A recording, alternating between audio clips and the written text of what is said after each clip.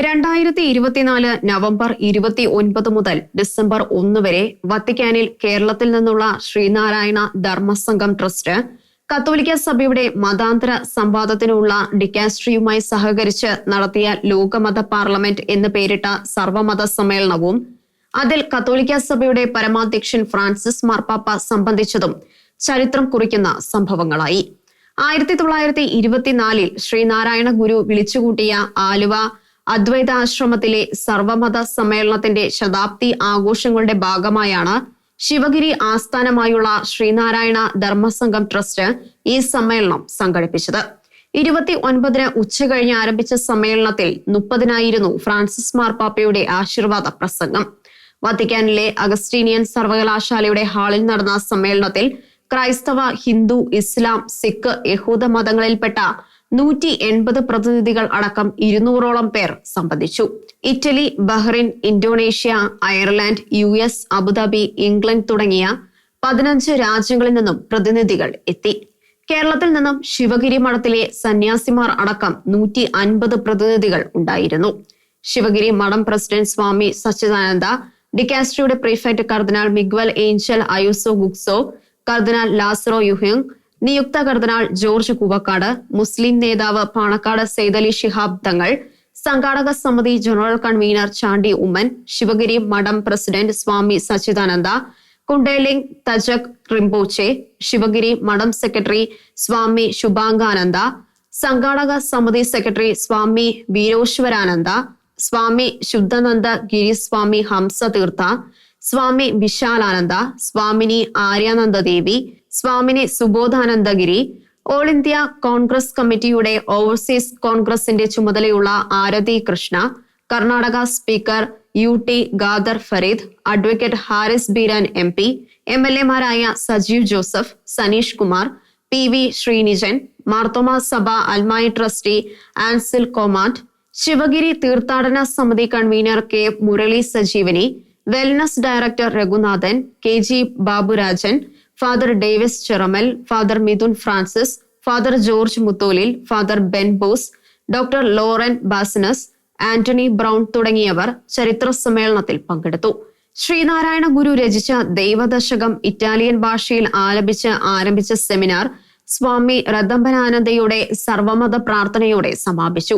സമ്മേളനത്തിന് എത്തിയവർ വത്തിക്കാനിലെ പ്രമുഖ ദൈവാലയങ്ങളും ക്രൈസ്തവ കേന്ദ്രങ്ങളും മ്യൂസിയങ്ങളും സന്ദർശിച്ചു. വത്തിക്കാൻ സമ്മേളനത്തിന്റെ സ്മാരകമായി ശിവഗിരിയിൽ ഉയർത്താൻ പോകുന്ന സർവമത ആരാധനാ കേന്ദ്രത്തിന്റെ രൂപരേഖ ഫ്രാൻസിസ് മാർപ്പാപ്പ പ്രകാശനം ചെയ്തു. ചാണ്ടി ഉമ്മനാണ് ആരാധനാ കേന്ദ്രത്തിന്റെ രൂപരേഖ മാർപ്പാപ്പയ്ക്ക് സമർപ്പിച്ചത്.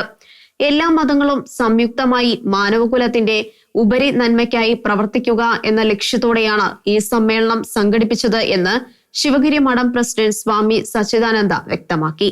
എല്ലാ മനുഷ്യരും ഒന്നാണ്, അതാണ് ഞങ്ങളുടെ മതം, സ്വാമി വിശദീകരിച്ചു. സമാധാനമാണ് ലോകത്തിൽ ഭരണം നടത്തേണ്ടത്. എല്ലാ പ്രസ്ഥാനങ്ങളും പ്രവർത്തനങ്ങളും അതിനാണ് ലക്ഷ്യം വെക്കേണ്ടതെന്നും സ്വാമി പറഞ്ഞു. ഗുരുദേവന്റെ ഒരൊറ്റ ലോകം, ഒരൊറ്റ ജനത, ഒരൊറ്റ നീതി എന്ന ദർശനത്തിന്റെ സാരം നല്ലവണ്ണം മനസ്സിലാക്കിയാണ് ലോക പാർലമെന്റ് വത്തിക്കാനിൽ നടത്തുവാൻ ശിവഗിരി മഠത്തിന് അനുമതി ലഭിച്ചത് എന്ന് അദ്ദേഹം പറഞ്ഞു. വിമാനത്താവളം മുതൽ ഊഷ്മള സ്വീകരണം അവർക്ക് ലഭിച്ചു. വത്തിക്കാൻ പ്രതിനിധികൾ വളരെ സ്നേഹത്തോടെയും സാഹോദര്യത്തോടെയും എതിരേറ്റു.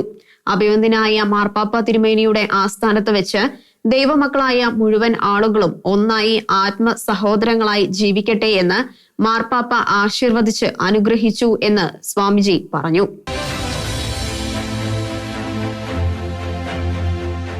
എല്ലാ മതങ്ങളും ഒന്നാണെന്നല്ല, എല്ലാ മതങ്ങളും ഒരു സത്യത്തിൽ വിശ്വസിക്കുന്നുണ്ടെന്നാണ് ഫ്രാൻസിസ് പാപ്പ ഓർമ്മിപ്പിച്ചത്. എല്ലാ ലോകമതങ്ങളും ദൈവത്തിലും മനുഷ്യ സാഹോദര്യത്തിലും വിശ്വസിക്കുന്നു.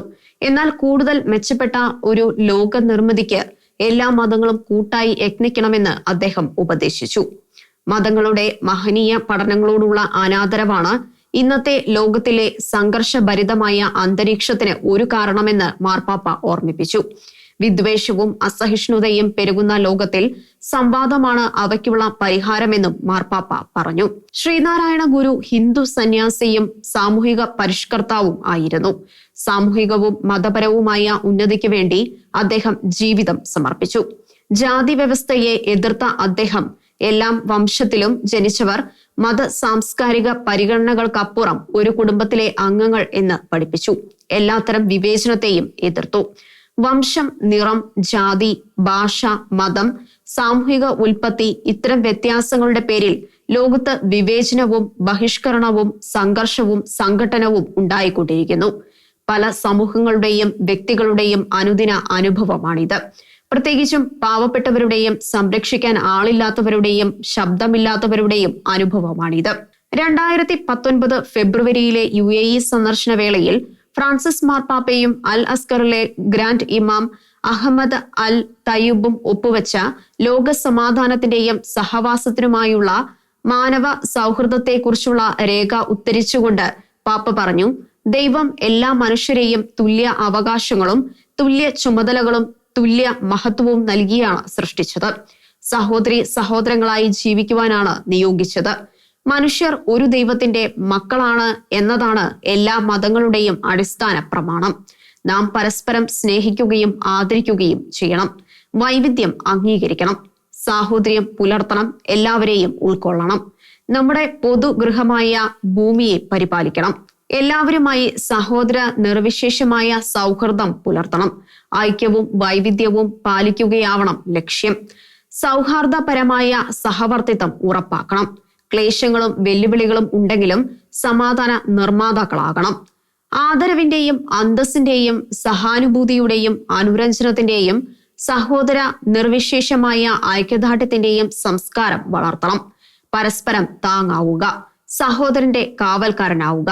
അടുത്തു നിൽക്കുന്നത് ഒരു മരമല്ല, മനുഷ്യനാണ് എന്ന് മനസ്സിലാക്കുവാനുള്ള വെളിച്ചം എപ്പോഴും കണ്ണിലുണ്ടാവുക. അതാണ് പാപ്പ ഉപദേശിച്ചത്.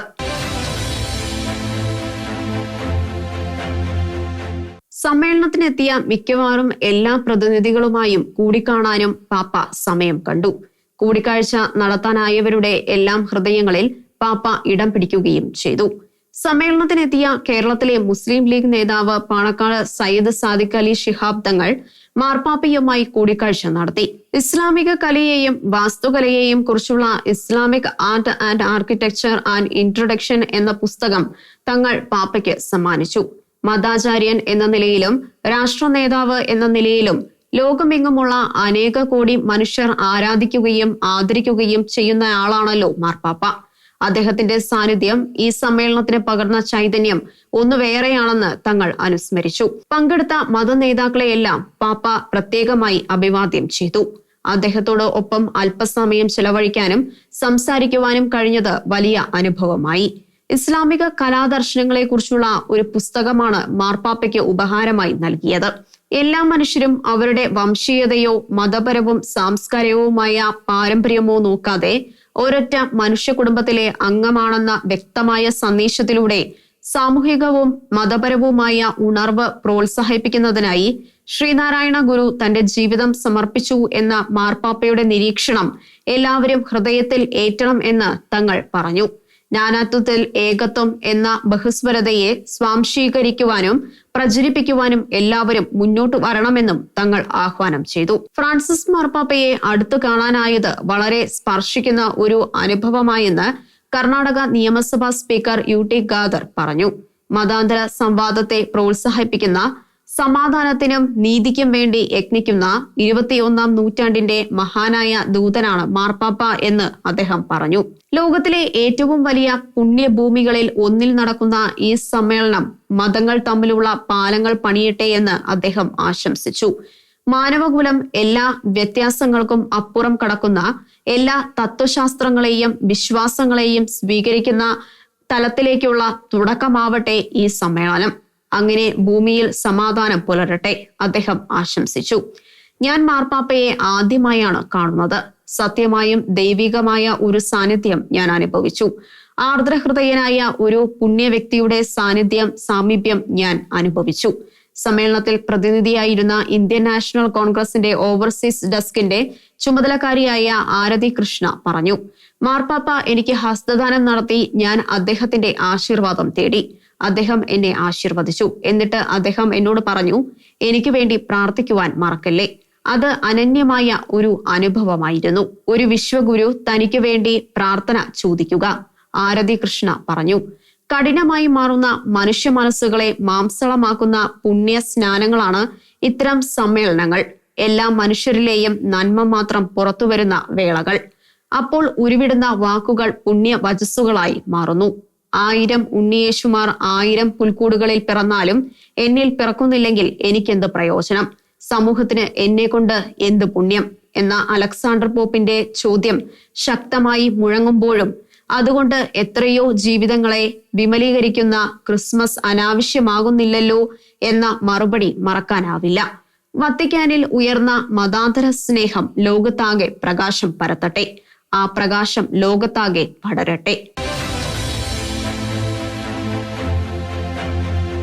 കുപ്രസിദ്ധമായ മലബാർ ലഹളയാണ് ആലുവ സർവമത സമ്മേളനം സംഘടിപ്പിക്കുവാൻ ശ്രീനാരായണ ഗുരുവിന് പ്രേരണയായത് എന്ന് വത്തിക്കാൻ സമ്മേളനത്തിന്റെ അതേ ദിവസങ്ങളിൽ മൈസൂരുവിൽ ഡോക്ടർ പൽപു നഗറിൽ സംഘടിപ്പിച്ച SNDP യൂത്ത് സമ്മേളനത്തിൽ വെള്ളാപ്പള്ളി നടേശൻ ഓർമ്മിപ്പിച്ചു. കുമാരനാശാനെ മലബാറിൽ അയച്ച് ലഹളയെക്കുറിച്ച് പഠിച്ചു. അക്കാര്യങ്ങൾ ദുരവസ്ഥയിൽ ആശാൻ തന്നെ പറയുന്നു. മലബാർ ലഹളയുടെ സാഹചര്യങ്ങൾ ഇന്നും ചർച്ച ചെയ്യപ്പെടണം എന്നും വെള്ളാപ്പള്ളി മൈസൂരുവിൽ പറഞ്ഞു. ഇതടക്കം അവിടെ വെള്ളാപ്പള്ളി പറഞ്ഞവയെല്ലാം അർത്ഥഗർഭമായ വാക്കുകളായിരുന്നു. ഇടതായാലും വലതായാലും ന്യൂനപക്ഷ തീവ്രവാദികളുടെ ശബ്ദം ഹമാസിന്റേതാണ്, വെള്ളാപ്പള്ളി പറഞ്ഞു. ഒരു മതത്തിന്റെ പേരിൽ പാർട്ടി ഉണ്ടാക്കി അധികാരം പിടിച്ച് എല്ലാ മതക്കാരെയും ഭരിക്കുവാൻ സാധിക്കുന്ന ഏക രാഷ്ട്രം ഇന്ത്യയാണ്. ഇവർ മുന്നണികളിൽ കയറി ഭൂരിപക്ഷ സമുദായങ്ങളുടെ വോട്ട് വാങ്ങി ജയിക്കുന്നു. മുനമ്പത്തെ വഖഫ് അധിനിവേശം അപകടകരമാണ്. ഇടതും വലതും ചേർന്ന് നിയമസഭയിൽ വഖഫിനായി പ്രമേയം പാസാക്കിയത് മുസ്ലിമുകളെ പ്രീണിപ്പിക്കാനാണ്, വെള്ളാപ്പള്ളി ആരോപിച്ചു. ശിവഗിരിയിൽ സർവമത പ്രാർത്ഥനാലയം ഉണ്ടാക്കിയാൽ ഇപ്പോഴത്തെ വഖഫ് നിയമം വെച്ച് വഖഫ് ബോർഡ് അതിന് അവകാശം പറയില്ലേ എന്ന ചോദ്യം ചില നിരീക്ഷകർ ഉയർത്തി. വഖഫ് ബൈ യൂസ് എന്ന വ്യവസ്ഥ ബാധകമാവില്ലേ എന്നാണ് അവരുടെ ഭയം. കേരള രാഷ്ട്രീയത്തിൽ ഇപ്പോൾ നടക്കുന്ന ശക്തമായ അന്തർധാരയുടെ പ്രതീകമാണ് ജി സുധാകരൻ. CPM-ൽ അസംതൃപ്തരായി കഴിയുന്ന സഖാക്കളെ സ്വന്തമാക്കുവാൻ BJP-യും കോൺഗ്രസും നടത്തുന്ന നീക്കങ്ങളുടെ പ്രതീകം. ഇക്കാര്യത്തിൽ BJP കോൺഗ്രസിനെ കടത്തിവെട്ടുന്നതിന്റെ സൂചനയുമുണ്ട്. ധീരനായ കമ്മ്യൂണിസ്റ്റുകാരനും സമർത്ഥനും സത്യസന്ധനുമായ ഭരണാധികാരിയും ആയിരുന്ന സുധാകരനെ പാർട്ടിക്ക് വേണ്ട. താല്പര്യം ഇല്ലെന്നാണെങ്കിലും കോൺഗ്രസിനും BJP-ക്കും ഒന്നുപോലെ ബഹുമാനം, ഇഷ്ടം. ഈയിടെ നടന്ന CPM-ന്റെ അമ്പലപ്പുഴ ഏരിയ സമ്മേളനത്തിനോ ഏരിയ കമ്മിറ്റി മീറ്റിംഗിനു പോലും വിളിച്ചില്ല. പകൽ CPM-ഉം രാത്രി SDPI-യുമായി പ്രവർത്തിക്കുന്ന സഖാക്കളെ കുറിച്ച് ഒരു ദശകം മുമ്പ് പറഞ്ഞ നേതാവാണ് സുധാകരൻ. ഡിസംബർ 1-ന് മുതിർന്ന കോൺഗ്രസ് നേതാവ് KC വേണുഗോപാൽ സുധാകരന്റെ വീട്ടിലെത്തി സന്ദർശിച്ചു. തന്റെ രോഗവിവരം അന്വേഷിച്ചെത്തിയതാണ് സുഹൃത്തായ വേണുഗോപാൽ എന്നായിരുന്നു സുധാകരന്റെ വിശദീകരണം. ആരോഗ്യ പ്രശ്നങ്ങളുണ്ട്, അദ്ദേഹം പത്രക്കാരോട് പറഞ്ഞു. നേരത്തെയും വേണു സുധാകരനെ സന്ദർശിച്ചിട്ടുണ്ട്. എല്ലാവർക്കും പ്രിയങ്കരനാണ് സുധാകരൻ, പ്രതിപക്ഷ നേതാവ് VD സതീശൻ പ്രശംസിച്ചു. വേണുഗോപാലും സുധാകരനും സുഹൃത്തുക്കളാണ്. അദ്ദേഹം നടത്തിയത് സൗഹൃദ സന്ദർശനം മാത്രം, സതീശൻ പറഞ്ഞു. എന്നാൽ താൻ BJP-യുടെ ആലപ്പുഴ ജില്ലാ പ്രസിഡന്റിനോട് ഒത്ത് നേരത്തെ സന്ദർശിച്ചിരുന്നു എന്നും സമൂഹത്തിലെ പ്രമുഖരെ പാർട്ടിയിലേക്ക് ക്ഷണിക്കുന്നതിനുള്ള പ്രധാനമന്ത്രി മോദിയുടെ ആഹ്വാനപ്രകാരമായിരുന്നു ആ സന്ദർശനമെന്നും BJP സംസ്ഥാന വൈസ് പ്രസിഡന്റ് B ഗോപാലകൃഷ്ണൻ വെളിപ്പെടുത്തി. BJP-യുടെ പ്രത്യയശാസ്ത്ര ഗ്രന്ഥം സുധാകരന് സമ്മാനിച്ചതായും ഗോപാലകൃഷ്ണൻ വെളിപ്പെടുത്തി. സുധാകരന് പാതി BJP മനസ്സുണ്ടെന്ന് ഗോപാലകൃഷ്ണൻ കരുതുന്നു. CPM നുഴഞ്ഞുകയറ്റക്കാർ പിടിച്ചതായി ഗോപാലകൃഷ്ണൻ പറഞ്ഞു. വേണുഗോപാലോ സതീഷിനോ ഗോപാലകൃഷ്ണനോ ശ്രമിച്ചാൽ വീഴ്ത്താവുന്ന സഖാവല്ല സുധാകരൻ. പക്ഷേ പാർട്ടിക്കാരുടെ അവഗണന തുടർന്നാൽ എന്താവും സംഭവിക്കുക എന്ന് ആർക്കും പറയാനാവില്ല. സുധാകരൻ പ്രശ്നത്തിൽ പാർട്ടി സംസ്ഥാന നേതൃത്വം ഇടപെട്ടതായാണ് വിവരം. സുധാകരനെ ക്ഷണിക്കാതിരുന്നതിന് ജില്ലാ സെക്രട്ടറി നാസറിനെ സംസ്ഥാന സെക്രട്ടറി MV ഗോവിന്ദൻ ശാസിച്ചതായും സുധാകരന്റേത് രക്തസാക്ഷി കുടുംബമാണ് എന്ന് മറക്കരുതെന്ന് നാസറിനെ ഓർമ്മിപ്പിച്ചതായുമാണ് വാർത്ത. പുതിയ തലമുറയ്ക്ക് എന്ത് രക്തസാക്ഷികൾ? ഏതായാലും CPM-ൽ വ്യാപകമായി അസ്വസ്ഥത പടരുന്നതായി സൂചനകളുണ്ട്. BJP-യിലേക്ക് സഖാക്കളുടെ ഒഴുക്ക് ഇനിയും ഉണ്ടാകാം എന്നാണ് സൂചനകൾ.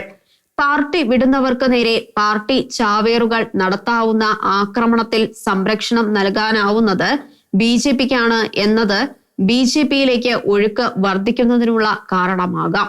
കഴിഞ്ഞ ലോക്സഭാ തെരഞ്ഞെടുപ്പിൽ കൃത്യമായ സൂചനകൾ ഉണ്ടായിരുന്നു. ഈഴവ സമുദായാംഗങ്ങളിലാണ് ഈ ചിന്ത ശക്തം.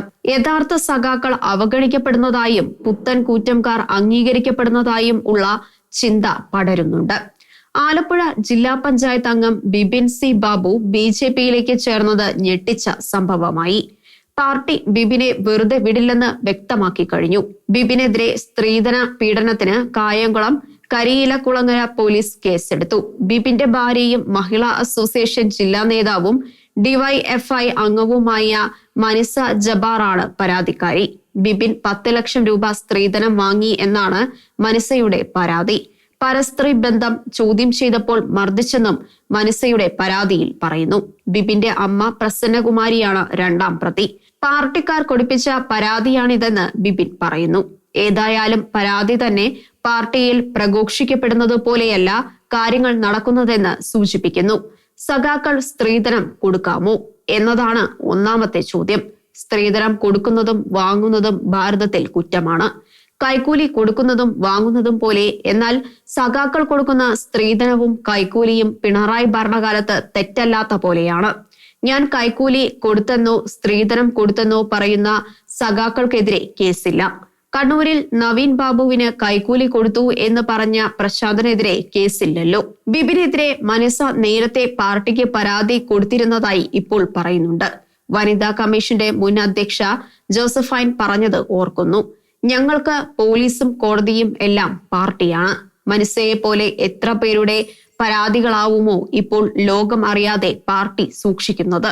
അത്തരം പരാതികൾ ഉണ്ടാവും എന്നതിന്റെ സൂചനയാണല്ലോ ഈ അവകാശവാദം. തിരുവനന്തപുരം ജില്ലയിൽ മംഗലപുരത്തെ മുൻ ഏരിയ സെക്രട്ടറി സ്ഥാനത്തു നിന്നും മാറ്റിയ മധു മുല്ലശ്ശേരിയും DYFI നേതാവായ മകൻ മിഥുനും വിവാഹിതയായ മകളും പാർട്ടി വിട്ടു. BJPക്കാർ സഹർഷം അവരെ സ്വാഗതം ചെയ്തു. സംസ്ഥാന അധ്യക്ഷൻ K സുരേന്ദ്രൻ അടക്കമുള്ളവർ ചേർന്നാണ് മധുവിനെ സ്വീകരിച്ചത്. ആ ചടങ്ങിൽ സുരേന്ദ്രൻ ചൂണ്ടിക്കാണിച്ച ഒരു സത്യം സുപ്രധാനമാണ്. വെറും 15,000 വോട്ടിന് 2 ലോക്സഭാ മണ്ഡലങ്ങൾ നഷ്ടപ്പെട്ട BJPക്ക് മധുവിനെ പോലുള്ള ഏതാനും നേതാക്കളെ കിട്ടുന്നത് വലിയ മാറ്റത്തിന് കാരണമാവും. തെരഞ്ഞെടുപ്പുകളിൽ ഒരിക്കലും 2-2 4 ആകാറില്ല എന്ന സത്യവും മറക്കരുത്. CPM നേതൃത്വത്തിൽ നിന്നും ഉണ്ടാകുന്ന ഒറ്റപ്പെട്ട ഒഴുക്കിന് കാരണം 2025 ഏപ്രിലിൽ മധുരയിൽ നടക്കുന്ന 24ാം പാർട്ടി കോൺഗ്രസിന് മുന്നോടിയായി നടക്കുന്ന സംഘടനാ തെരഞ്ഞെടുപ്പാണ്. 2022 കണക്കനുസരിച്ച് 5,27,174 അംഗങ്ങളാണ് പാർട്ടിയിൽ ഉള്ളത്. പാർട്ടിയുടെ 4,700 ബ്രാഞ്ച് കമ്മിറ്റികളിലേക്ക് 267 ലോക്കൽ കമ്മിറ്റികളിലേക്കും 16 ഏരിയ കമ്മിറ്റികളിലേക്കും തെരഞ്ഞെടുപ്പുകൾ നടക്കുന്നു. വാശിയേറിയ മത്സരങ്ങളാണ് നടക്കുന്നത്. ഒറ്റപ്പെട്ട പ്രശ്നങ്ങൾ പുറത്തു വരുന്നുണ്ട്. കരുനാഗപ്പള്ളി ഏരിയ കമ്മിറ്റി സംസ്ഥാന കമ്മിറ്റി പിരിച്ചുവിട്ടു. പദവികൾ കിട്ടാത്തവർ പുതിയ ലാവണം തേടി പോകുന്നത് എല്ലാ പാർട്ടിയിലെയും രീതിയായിട്ടുണ്ട്. BJP വക്താവായിരുന്ന സന്ദീപ് വാര്യരും കോൺഗ്രസ് IT സെൽ നേതാവായിരുന്ന ഡോക്ടർ സരിനും എല്ലാം ഉദാഹരണങ്ങൾ. നേതാക്കന്മാർ പോകുമ്പോൾ ഉണ്ടാകുന്ന ആരവമൊന്നും അണികൾ പോകുമ്പോൾ ഉണ്ടാവില്ല. അതുകൊണ്ട് ഏറെ ശ്രദ്ധിക്കപ്പെടാറും ഇല്ല. കേരളത്തിൽ അത്തരം ഒരു ഒഴുക്ക് നടക്കുന്നു എന്നാണ് സൂചനകൾ. നാടിന്റെ രാഷ്ട്രീയ ചിത്രം വല്ലാതെ മാറ്റി വരയ്ക്കപ്പെടാവുന്ന ഒഴുക്കിന്റെ സൂചനകളാണ് കാണപ്പെടുന്നതും. ഹേമ കമ്മിറ്റിയിലെ തന്റെ മൊഴിയുടെ അടിസ്ഥാനത്തിൽ സ്പെഷ്യൽ ഇൻവെസ്റ്റിഗേഷൻ ടീം എടുത്ത കേസുകൾ റദ്ദാക്കണം എന്നാവശ്യപ്പെട്ട് നടി മാല പാർവതി സുപ്രീം കോടതിയിൽ എത്തിയത് പലരെയും അമ്പരപ്പിക്കുന്നു. കേരളത്തിലെ ഒരു നടി ഏറെ ഭീകരമായി പീഡിപ്പിക്കപ്പെട്ടതിന്റെ പശ്ചാത്തലത്തിൽ ഉണ്ടായ കമ്മിറ്റിയുടെ കണ്ടെത്തലുകൾ വെള്ളിത്തിരയ്ക്ക് പിന്നിലെ ഭീകരമുഖങ്ങൾ വ്യക്തമാക്കുന്നതായിരുന്നു. കുറ്റാരോപിതയുടെ പേരുകൾ രഹസ്യമായി സൂക്ഷിച്ചുകൊണ്ടുള്ള റിപ്പോർട്ടാണ് പുറത്തുവന്നത്. എങ്കിലും ഉള്ളടക്കം കേരളത്തെ ഭയപ്പെടുത്തി. വേട്ടമൃഗങ്ങൾക്കെതിരെ നടപടി വേണം എന്ന് പൊതുജനാഭിപ്രായം ഉയർന്നു. ഹൈക്കോടതിയും സുപ്രീം കോടതിയും വിധിച്ചു. അതോടെ സർക്കാർ അനങ്ങി. പോലീസ് കേസുകളായി. പലരും രക്ഷപ്പെടാൻ പഴുതില്ലാതെ ഓട്ടമായി. അപ്പോഴാണ് മാല പാർവതിയുടെ കേസ് വരുന്നത്. ഞാൻ കൊടുത്ത മൊഴിയുടെ അടിസ്ഥാനത്തിൽ 2 കേസെടുത്തു. എന്റെ മൊഴിയുടെ അടിസ്ഥാനത്തിലുള്ള കേസ് റദ്ദാക്കണം എന്നാണ് അപേക്ഷ. തന്റെ പരാതിയെക്കുറിച്ച് അവർ വിശദീകരിച്ചു. ഇക്കാര്യത്തിന് സുപ്രീം കോടതിയെ സമീപിക്കേണ്ട കാര്യമില്ലല്ലോ, കോടതി നിയോഗിച്ചിരിക്കുന്ന അമിക്കസ് ക്യൂറിയെ സമീപിച്ചാൽ മതിയല്ലോ എന്ന മറുചോദ്യവുമായി മാലാ പാർവതിയെ എതിർക്കുന്നവരും രംഗത്ത് വന്നു. സിനിമയിലെ സ്ത്രീകളുടെ സംഘടനയായ WCC മാലാ പാർവതി എതിർത്തു. സുപ്രീം കോടതിയിൽ അവരുടെ അഭിഭാഷകൻ ഹരിപ്രിയ പത്മനാഭൻ കേസുകൾ റദ്ദാക്കുന്നതിനെ ശക്തമായി എതിർത്തു. സുപ്രീം കോടതിയുടെ തീരുമാനം കാത്തിരിക്കുകയാണ് ജനം. സുപ്രീം കോടതി മാലാ പാർവതിയുടെ വാദം അംഗീകരിച്ചാൽ എടുത്ത കേസുകളിൽ പലതും കൂടി പിൻവലിക്കപ്പെടും എന്ന സംശയം ശക്തമാണ്. ഹേമ കമ്മിറ്റി റിപ്പോർട്ടും അങ്ങനെ കോൺഗ്രസുകാരുടെ തെരഞ്ഞെടുപ്പ് തോൽവി പഠന റിപ്പോർട്ടും പോലാകും. കരുവന്നൂർ സഹകരണ ബാങ്ക് തട്ടിപ്പ് കേസിലെ പ്രതികളായ വടക്കാഞ്ചേരി നഗരസഭാ councillor PR Aravindakshan, bank accountant Jils എന്നിവർക്ക് ഹൈക്കോടതി ജാമ്യം അനുവദിച്ചു. 14 മാസമായി ഇവർ ജുഡീഷ്യൽ കസ്റ്റഡിയിൽ കഴിയുകയാണെന്നും വിചാരണ ഉടൻ ആരംഭിക്കുവാൻ ഇടയില്ലെന്നും നിരീക്ഷിച്ചാണ് കോടതി ജാമ്യം അനുവദിച്ചത്. 2 ലക്ഷം രൂപയുടെ സ്വന്തം ജാമ്യവും ഇത്രയും തുകയ്ക്ക് മറ്റ് 2 പേരുടെയും ജാമ്യവുമാണ് വ്യവസ്ഥ. ED ആരോപിക്കുന്നത് പോലെ ഒരു കുറ്റം ഹർജിക്കാർ നടത്തിയതായി പ്രഥമ ദൃഷ്ട്യാ കരുതാൻ ആവില്ലെന്ന് കൂടി നിരീക്ഷിച്ചാണ് കോടതി ജാമ്യം അനുവദിച്ചത്. ഈ നിരീക്ഷണം EDക്കും കേസിനും ജാമ്യത്തെക്കാൾ അപമാനകരവും അപകടകരവും ആണ്. ഹൈക്കോടതിയുടെ നിരീക്ഷണം കേസിന്റെ വിചാരണയെ തന്നെ ദോഷകരമായി ബാധിക്കും എന്ന പരാതിയുമായി ED തന്നെ സുപ്രീം കോടതിയെ സമീപിച്ചു. കരുവന്നൂർ കേസ് ആരും ശിക്ഷിക്കപ്പെടാത്ത നിലയിലാകുമെന്നാണ് ഇപ്പോഴത്തെ ഭയം. EDക്കടക്കം ആർക്കും അത്തരം ആഗ്രഹം ഉള്ളതായി പോലും തോന്നുന്നില്ല. കരുവന്നൂർ ബാങ്കിലേക്ക് പ്രകടനം നടത്തി വോട്ട് പിടിച്ച MP സുരേഷ് ഗോപിയും ഇപ്പോൾ ഇക്കാര്യം ഒന്നും പറയുന്നില്ല. 2022 ഏപ്രിലിൽ പാലക്കാട് RSS നേതാവ് ശ്രീനിവാസൻ വധിക്കപ്പെട്ട കേസിലെ പ്രതികളായ 17 പോപ്പുലർ ഫ്രണ്ടുകാർക്ക് 2023 ജൂണിൽ കേരള ഹൈക്കോടതി ജാമ്യം കൊടുത്തതിനെ സുപ്രീം കോടതി വിമർശിച്ചു. കൂട്ടത്തോടെ ജാമ്യം അനുവദിക്കാതെ ഓരോ പ്രതിയുടെയും പങ്ക് പരിശോധിക്കണമായിരുന്നു എന്നാണ് സുപ്രീം കോടതി നിരീക്ഷിച്ചത്. കേരളത്തിലും മറ്റ് പല സംസ്ഥാനങ്ങളിലും പല കേസുകളിൽ പ്രതികളായവർ അവരിലുണ്ട്, സുപ്രീം കോടതി ചൂണ്ടിക്കാണിച്ചു. നീതിയുടെ തത്വങ്ങൾ ലംഘിച്ചാണ് ഹൈക്കോടതി ജാമ്യം അനുവദിച്ചത് എന്നാണ് സുപ്രീം കോടതിയുടെ നിരീക്ഷണം. ഹൈക്കോടതി വിധിക്കെതിരെ NIA ആണ് സുപ്രീം കോടതിയെ സമീപിച്ചത്. ഹൈക്കോടതിക്കെതിരെ ഇത്തരം നിരീക്ഷണങ്ങൾ സുപ്രീം കോടതിക്ക് നടത്തേണ്ടി വരുന്നത് നീതിന്യായ വ്യവസ്ഥയിലുള്ള വിശ്വാസം ചോർത്തുന്നു.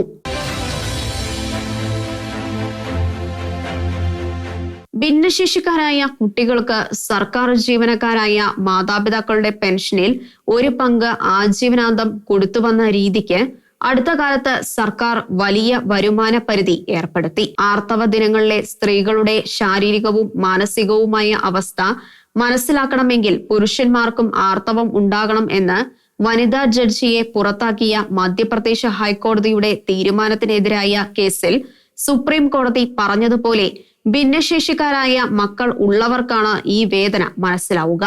എന്നാൽ ഇങ്ങനെ കണ്ണിൽ ചോരയില്ലാത്ത തീരുമാനം എടുത്ത സർക്കാർ തങ്ങളുടെ ഒരു MLA മരിച്ചപ്പോൾ മകന് ആശ്രിത നിയമനം നൽകാൻ വലിയ വിശാല ഹൃദയം കാണിച്ചു.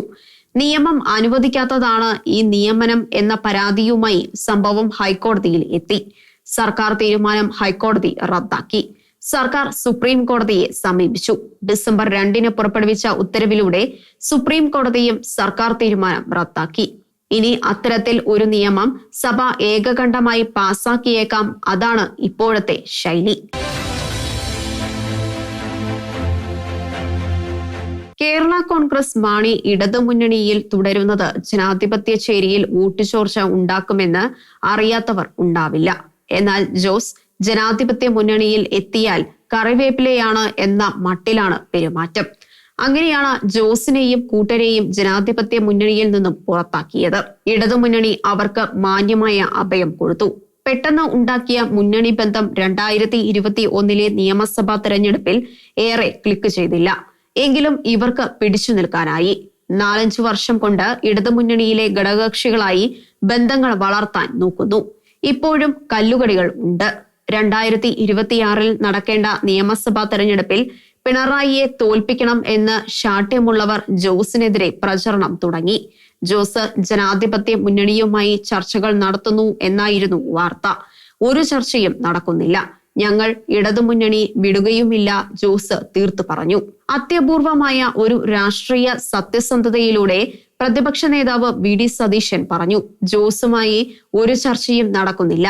ഇല്ലാത്ത കാര്യം പറഞ്ഞ് ജോസിന് ഇടതുമുന്നണിയിലുള്ള വിശ്വാസ്യത കളയാൻ എനിക്ക് ആഗ്രഹമില്ല, അദ്ദേഹം പറഞ്ഞു.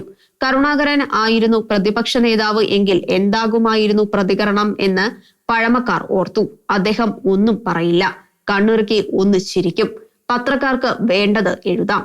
ഒരിക്കൽ ഈ സമീപനത്തെക്കുറിച്ച് ചോദിച്ചപ്പോൾ അദ്ദേഹം പറഞ്ഞു, ഞാൻ ചെയ്യാത്തതും എനിക്ക് അർഹത ഇല്ലാത്തതുമായ പലതും നിങ്ങൾ എന്നെക്കുറിച്ച് എഴുതുന്നുണ്ട്.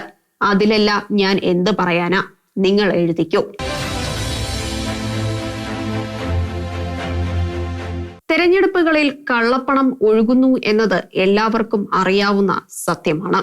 രാഷ്ട്രീയ അഴിമതിയുടെ പ്രധാന കാരണങ്ങളിലൊന്ന് തെരഞ്ഞെടുപ്പ് ചെലവുകളാണ്. തെരഞ്ഞെടുപ്പ് കമ്മീഷൻ അംഗീകരിച്ച തുകയേക്കാൾ എത്രയോ അധികമാണ് ഓരോ സ്ഥാനാർത്ഥിയും ചെലവാക്കുക.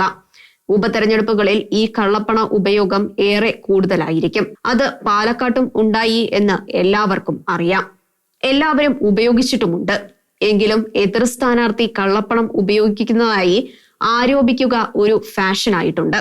പാലക്കാട് കോൺഗ്രസുകാർ തെരഞ്ഞെടുപ്പ് പ്രചരണത്തിനായി കള്ളപ്പണം കൊണ്ടുവന്ന് വനിതാ നേതാക്കളുടെ ഹോട്ടൽ മുറികളിൽ സൂക്ഷിച്ചിരിക്കുന്നു എന്നാരോപിച്ച് CPMകാരും BJPക്കാരും പോലീസ് സഹായത്തോടെ നടത്തിയ നിശാനാടകം തെളിയിക്കപ്പെടാനാവാതെ ആസൂത്രകർക്ക് വല്ലാത്ത തിരിച്ചടിയായി.